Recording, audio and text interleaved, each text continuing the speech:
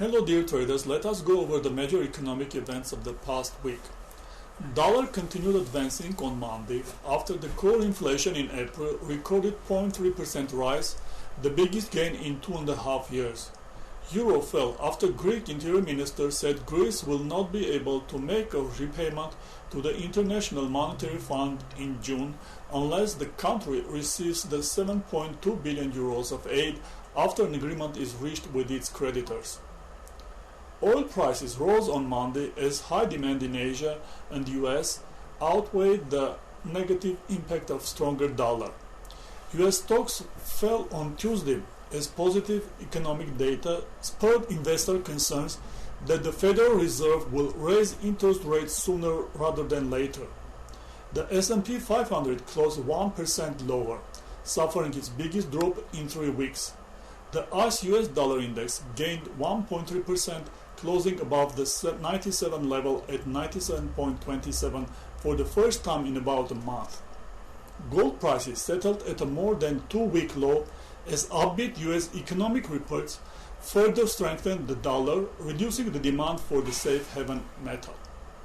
European stocks rallied on Wednesday after comments by Greece's Prime Minister Alexis Tsipras that Athens and its creditors are on the final stretch toward a deal.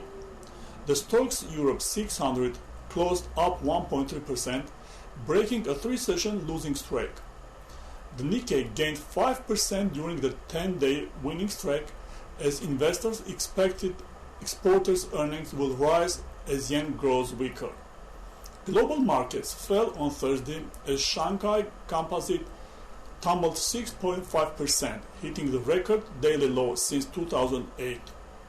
A drop in prices of Chinese stocks can be meanwhile regarded as a pullback in the overheated market. Cocoa prices posted losses on Friday for the 6th straight trading session after the 2-month rally. International Cocoa Organization expects world cocoa supply shortage amounting to 38,000 tons in 2014-2015. Sugar plummeted almost 8% in May to 6-year low. Coffee prices also climbed higher from the fresh record lows since January 2014. Investors are concerned about the worsening weather conditions in Brazil because of El Niño. And this week, we would advise you to pay attention to the following events: the release of the trade balance in Canada on Wednesday, and the releases of the Australian trade balance on Thursday and the US non-farm payrolls on Friday. This was all for the past week. Happy trading and see you next week.